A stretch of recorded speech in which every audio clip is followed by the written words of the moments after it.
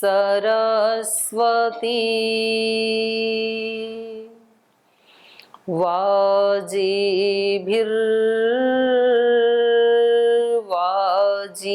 वाजिभिर्वाजिनीवती यज्ञं वष्टु धिया वसु ॐ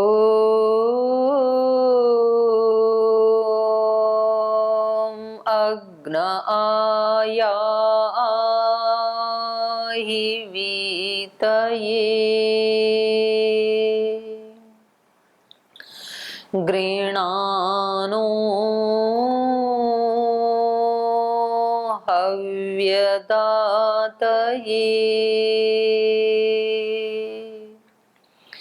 निहोता सत्सि बर्हिषि ॐ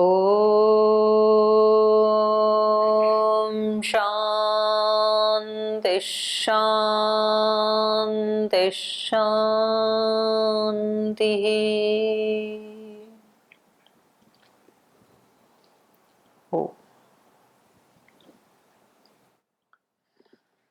तो हम उपासना विषय का अध्ययन कर रहे थे और ये बहुत बड़ा सौभाग्य है हम सब का, आप सब का, कि हमें हमारे को मतलब अनुमति मिली हुई है पाठ्यक्रम में ऐसे स्वाध्याय आदि करने की, ऐसी पुस्तकें पढ़ने की, आर्ष ग्रंथों को पढ़ने की। मेरे को याद है जब मैं बीए सेकंड थर्ड में पढ़ती थी तो मेरे को ऐसी अच्छी अच्छी पुस्तकें पढ़ने का बहुत शौक था। तो मैं कभी श्री अरविंद को ज्यादा पढ़ रही थी उस समय में। तो मैं अपनी जो पढ़ाई की पुस्तकें होती थी ना उसके बीच में उनको रख रख के ऐसे छिपा छिपा करके पढ़ती थी। बाहर से तो मतलब पढ़ाई वाली दिखे और अंदर से वो वाली। तो मेरी माता जी तो पढ़ी हुई नहीं थी, तो घर में भाभी थी वो पढ़ी हुई थी। तो माता जी उससे पूछती थी ये क्या पढ़ती है, तो वो कभी देख लेती ना और बता देती तो मेरे को डांट पड़ती थी। तो मैं छिपा छिपा के मतलब वो आए तो बिल्कुल छिपा लेती थी, वो नहीं होता आराम से पढ़ ले। और देखो आपका कितना बड़ा सौभाग्य है। और कठोपनिषद में भी यम आचार्य नचिकेता से कहते हैं कि बहुत सारे लोगों को तो ये अध्यात्म ज्ञान सुनने को भी अवसर नहीं मिलता है। आज स्कूल कॉलेजेस में जो सिलेबस है और जो इन्वायरमेंट है वहां ऐसी चर्चा होती है क्या? होती है प्रतीक जी? वो एक अलग ही दुनिया है। मतलब कहने को तो वो विद्यार्थी काल है, लेकिन वास्तव में वो महाभोग काल है और महानर्क काल है, ये कह सकते हैं। मनुष्य को गिराने के लिए जितने दोष चिपटाए जा सकते हैं वो विद्यार्थी काल में चिपट जाते हैं व्यक्ति को इस अवस्था में। तो कितना बड़ा हमें इसके प्रति अवेयर होना चाहिए कि हमारे कितने पुण्य कर्म हैं कि हमें ये पढ़ने को मिल रहा है। लेकिन ये पढ़ना भी पर्याप्त नहीं है, क्योंकि पढ़ने से ये जो अक्षर जिसकी तरफ संकेत कर रहे हैं, जो इसका फल है इन मंत्रों का, इन शास्त्रों का, वो फल नहीं मिलेगा ये पढ़ने से। फल को प्राप्त करने के लिए फिर वैसा जैसा कहा है वैसे ही करना, प्रैक्टिकल करना। प्रैक्टिकल करेंगे तब फल मिलता है। मेरे को आज किसी ने व्हाट्सएप पे कहानी भेजी हुई थी कि कोई बुढ़िया माता जो है उसका एक बेटा था, तो वो कहीं विदेश में चला गया और वो मंदिर के बाहर रोजाना भीख मांगती थी। तो किसी ने उनसे पूछा आप भीख क्यों मांगती हैं, आपका बेटा इतनी बड़ी नौकरी करता है? तो उसने कहा कि मेरा बेटा जब विदेश जाते समय मेरे को जितने पैसे दे के गया था निर्वाह करने के लिए वो सब समाप्त हो गए, तो इसलिए मैं भीख मांगती हूँ। तो उन्होंने पूछा कि वो वहां से कुछ भेजता नहीं है आपको रुपए पैसे?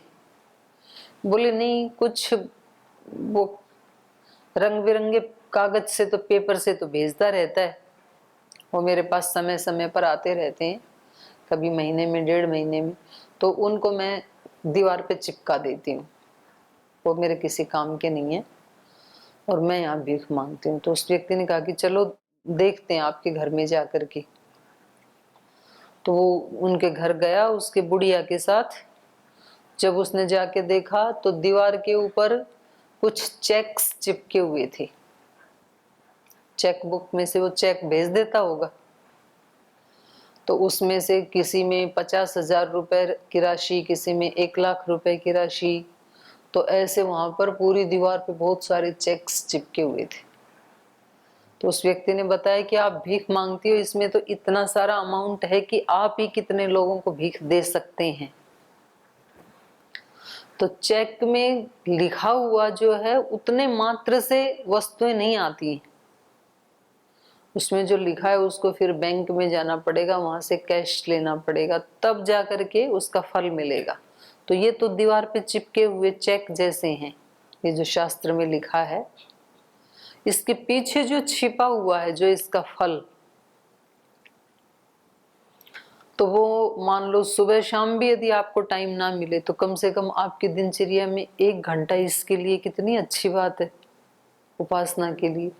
तो हम कम से कम इस घंटे में ही जो सुन रहे हैं, जैसे वहां पर सूत्र है तज्जपस तदर्थ भावनम, तो यहाँ पर भी हम इस सूत्र को अप्लाई कर सकते हैं। जो हम सुनते हैं वैसी ही भावना, वैसा वैसा हम भावना करते जाएं। तो ये हमें बता रहे थे कि हम उपासना करें कैसे। तो सबसे पहले क्या बताया था इन्होंने, कहां से शुरू किया था उपासना के लिए। पन्ने क्यों पलट रहे हो भाई, आपके दिमाग में वो आपका है, पन्ने वाला तो दीवार पे चिपके हुए चेक्स हैं। आपने क्या समझा, शुरू कहां से करें? हाँ हाँ, और बताओ। स्तुति प्रार्थना उपासना नहीं पढ़ाया था मैंने, तो शुरू कहां से करें? स्तुति से। चलते फिरते उठते बैठते क्या करनी चाहिए? भगवान की स्तुति। और स्तुति से क्या उत्पन्न होती है? प्रीति। और प्रीति उत्पन्न होती है तब प्रार्थना। जिनसे हमारा संबंध स्थापित हो गए उससे तो कुछ मांग सकते हैं, अनजान व्यक्ति से कैसे मांगोगे आप? तो स्तुति, प्रार्थना, और फिर जब संबंध घनीभूत हो गया, लेन देन, तो अगला उपासना। उसी के जैसा होना, उसी में अपने आप को मिला देना, अपना अस्तित्व समाप्त करके। उपासना में अपना अस्तित्व नहीं होता है। सभी लोगों ने यही बताया, कबीर जी ने भी यही बताया, प्रेम गली अति सांकरी तामे दो ना समाही। जो भगवान से प्रीति की, भगवान से नहीं किसी से भी, चाहे सांसारिक लोगों से भी, जहां प्रीति होती है तो उसमें दो नहीं रह सकते, एक ही रह पाएगा। गुरु और शिष्य में दोनों नहीं रह सकते कि गुरु जी अपनी चलाएं और शिष्य अपनी चलाए, तो फिर क्या होगा? तो झगड़ा होगा ना तब तो शिष्य को अपनी इच्छाएं मिटानी होती हैं। मम व्रते हृदयम ते दधामि मम चित्तम अनुचित्तम ते अस्तु मम वाचम एक मना जुषस्व बृहस्पतिस्त्वा नियुनक्तु मह्यम। और कभी कभी गुरु जी को बैक गियर लगाना होता है शिष्य को, तो शिष्य तो आया ही अपने आप को मिटाने के लिए है। 3 समिधाएं लेकर के समित पाणी होकर के गुरु के पास जाया जाता है, ऐसे उपनिषदों में आया है।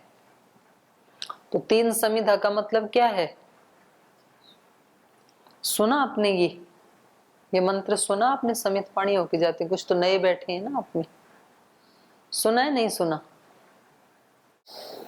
नहीं सुना तो उसका विधान है उपनिषदों में कि जब किसी को कुछ अर्जन करने की इच्छा हो तो उसका विधान ये है, 3 समिधाएं हाथ में लेके किसी ब्रह्मवेत्ता गुरु के पास जाए। ब्रह्मवेत्ता मतलब ब्रह्म को जानने वाला, वेत्ता मतलब जानने वाला, आत्मवेत्ता आत्मा को जानने वाला, ब्रह्मवेत्ता ब्रह्म को जानने वाला, वेदवेत्ता वेद को जानने वाला। तो वो किसी ऐसे गुरु के पास 3 समिधाएं हाथ में लेकर के जाए। 3 समिधा मतलब क्या है?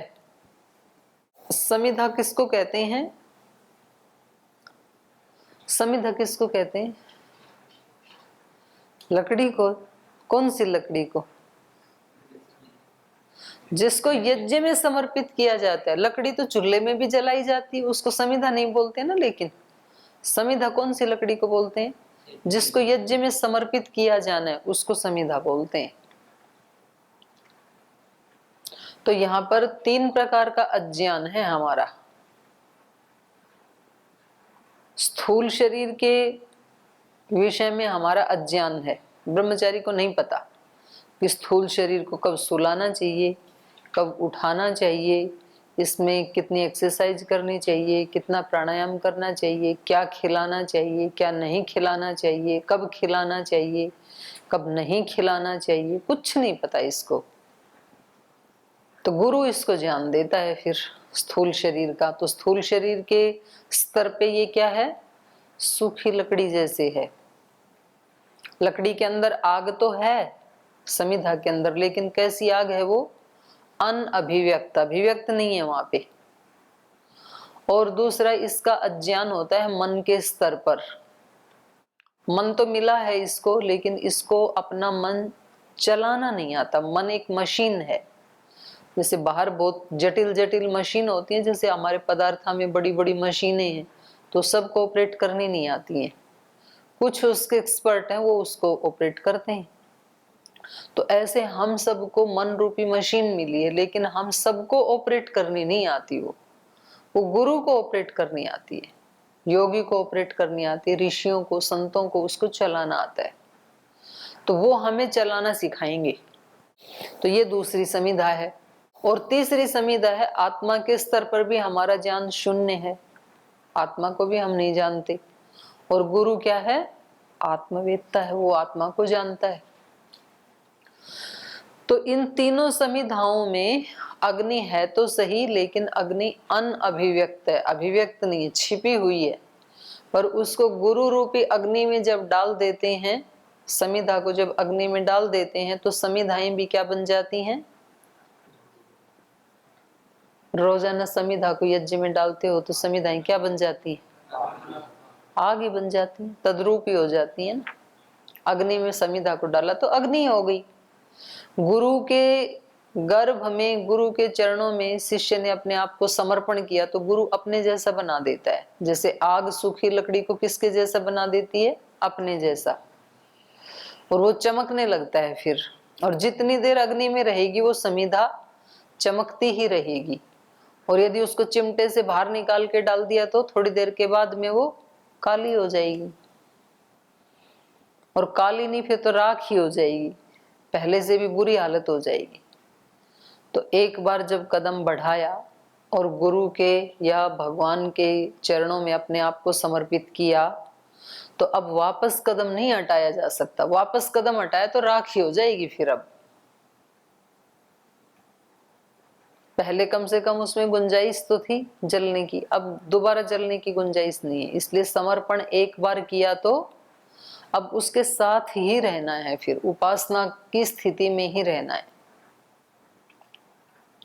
तो साधक जिसकी सच्ची उपासना सिद्ध हो जाती है, फिर वो उस उपासना को बढ़ाता है। एक बार समिधा अग्नि में पड़ी तो अब उस आग को बढ़ा के रखना है, जलाए रखना है, ताकि हम भी प्रज्वलित रहें, समिधाएं प्रज्वलित रहें। तो एक बार ईश्वर की उपासना की विधि हमें आ गई और हम 1-1 घंटा उपासना करने लगे, और उससे जो हमें सुख मिलने लगा, अंतिम विश्राम भगवान के चरणों में है। उपासना में ही अंतिम सुख है, उससे पहले अंतिम सुख नहीं है। छोटे छोटे सुख मिलेंगे, आएंगे जाएंगे, अंतिम सुख वहां पर है। तो अब एक बार यदि उपासना करनी आ गई व्यक्ति को 1-1 घंटा के लिए, तो वो उस उपासना की अवधि को अब बढ़ाना चाहेगा, क्योंकि आत्मा का स्वाभाविक गुण क्या है? सुख में रहने का है, वो सुख चाहता है आत्मा। तो जब इसको पता लग गया कि सुख का राज तो ये है, तो फिर वो बाहर से आपको काम करता हुआ दिखेगा, लेकिन अंदर से वो उपासना की स्थिति में रहेगा, योग युक्त रहेगा। जो अर्जुन ने पूछा था ना, समाधिस्थस्य का भाषा स्थित प्रज्ञस्य का भाषा समाधिस्थस्य केशव।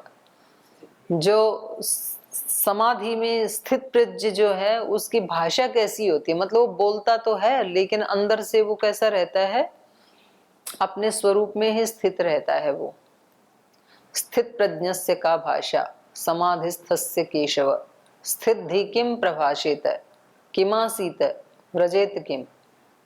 तो इसका मतलब चलते फिरते उठते बैठते बातचीत करते हुए भी व्यक्ति समाधि की अवस्था में रह सकता है, पर एक बार वो समाधि मिले तो तब तो उठते बैठते भी लगाने की कोशिश करेंगे, पर एक बार बैठे बैठे तो मिले। और यदि मनुष्य शरीर को प्राप्त करके और यदि वैदिक धर्म को प्राप्त करके और इन ग्रंथों को पढ़ करके यदि हमने समाधि का अभ्यास नहीं किया तो हमारे जैसा दुर्भाग्यशाली फिर कोई नहीं होगा। क्योंकि ऐसे स्थान में हम पहुंच गए, ऐसे ग्रंथों के पास हम पहुंच गए, ऐसे ऋषियों के संतों के पास पहुंच गए, तो अब यदि नहीं लगाया तो कौन लगाएगा। पीछे तक का सारा सफर तय कर लिया। जिस व्यक्ति को मधु चाहिए वो जंगल में चला गया और वो मधु का जो मधुमक्खियों का घर है उसके पास तक भी पहुंच गया और फिर वहां से वापस आ गया, तो फिर इतना लंबा रास्ता तय करके गया था, उसका क्या फायदा हुआ। फिर तो ये तो बहुत दुर्भाग्यशाली व्यक्ति है। वहां जाके तो मधु लाना ही चाहिए। प्यासा मर रहा था और अमृत के कुंड के पास पहुंच गया बहुत संघर्ष करके, और वहां से फिर वापस लौट आया प्यासा ही, तो क्या कहेंगे उसको, दुर्भाग्यशाली कहेंगे। इतनी मुश्किल से तो पहुंचा था वहां, और 2 घूंट पी लेता तो अमर ही हो जाता, अमृत कुंड था वो। तो हम इसको समझ करके भी यदि वैसा अभ्यास नहीं करते हैं, लोग क्या बोलते टाइम नहीं है। अच्छा, संसार के लोगों को टाइम नहीं है, वो तो उनकी तो बात समझ में आती है। सन्यासी ब्रह्मचारियों के पास भी टाइम नहीं है उपासना करने के लिए, बोलते टाइम ही नहीं है, तो उपासना करेगा कौन फिर। संसार के लोग तो अपने बिजनेस व्यापार में वो तो बिजी हैं, बोलते हमें तो टाइम नहीं है, हमें तो धन कमाना है, गृहस्थी बसानी है, क्या क्या काम करने हैं। और जो आश्रम गुरुकुल में रहते हैं उनको टाइम क्यों नहीं है, वो क्यों नहीं करते हैं। यहां भी आके नहीं हुई उपासना ध्यान समाधि तो करेगा कौन फिर। अच्छा, जो बिल्कुल घर से भाग के कहीं हिमालय आदि में ऐसे चले गए, उनको ये पढ़ने को नहीं मिलता है, तो उनको पता नहीं कि करें कैसे करें। तो कुछ दिन बेचारे ऐसे बैठे रहते हैं तो रास्ता कुछ मिलता नहीं है, फिर वो लौट के आके वो बर्बादी हो जाते हैं फिर। तो रास्ता क्या है, जिधर से कोई गया है पहले उनसे पूछें कि कैसे जाना है। तो महर्षि दयानंद उधर से गए हैं, उन्होंने उसको प्राप्त किया, तो हम उनसे पूछें कि जी हमें भी चाहिए, हम कैसे जाएं। और उनसे पूछ करके फिर वैसा करना, तो फिर ये इसका अंतिम परिणाम अंतिम फल हमें प्राप्त होता है। तो इन्होंने हमें बताया कि पहले आप स्तुति करें। तो ईश्वर की स्तुति करते हैं क्या, आप करते हैं ईश्वर की स्तुति? आप में से कोई करता है ईश्वर की स्तुति? मन ही मन करता है। अच्छा, और बिना मन के भी करता है कोई? अरे कम से कम 8 मंत्र तो बोलते ही होंगे, कि वो भी नहीं बोलते हो? तो इतनी तो हाँ भर लो। स्तुति प्रार्थना उपासना करते हो? ईश्वर स्तुति प्रार्थना उपासना करते हो? 8 मंत्र तो रोज बोलते ही हो ना। अथेश्वर स्तुति प्रार्थना उपासना, ये तो बोलते ही हो ना। तो आपको इतनी देर क्यों लगी भाई? ईश्वर की स्तुति प्रार्थना उपासना करते हो?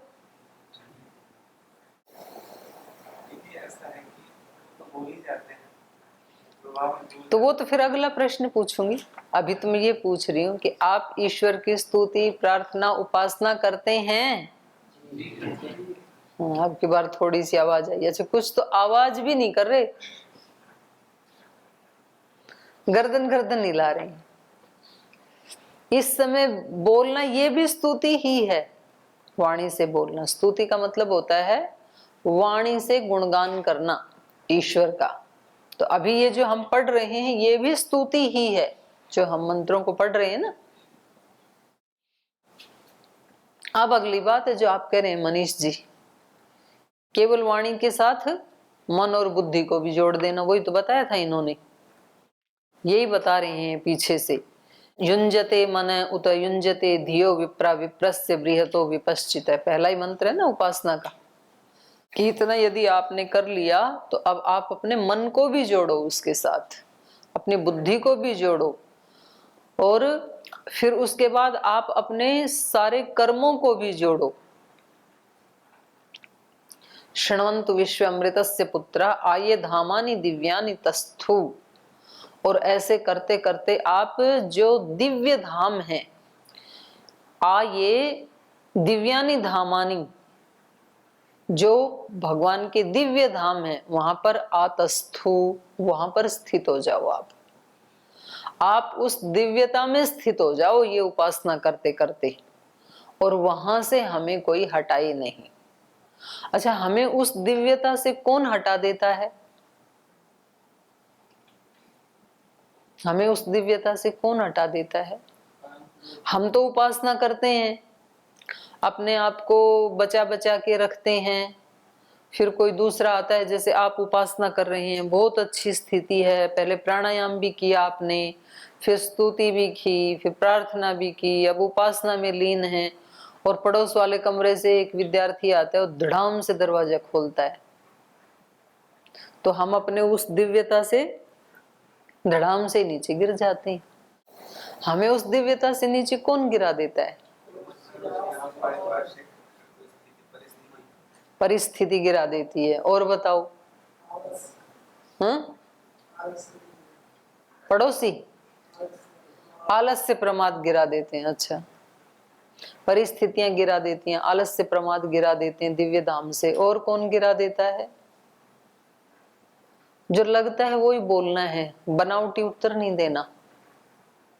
दूसरे लोग भी तो गिरा देते हैं ना, अड़ोसी पड़ोसी, कभी कोई गुस्सा दिला देता है, कभी कोई कुछ चीज चुरा लेता है, कुछ ना कुछ तो गड़बड़ कर ही देता है कोई दूसरे, तो दूसरे लोग भी गिरा देते हैं हमें।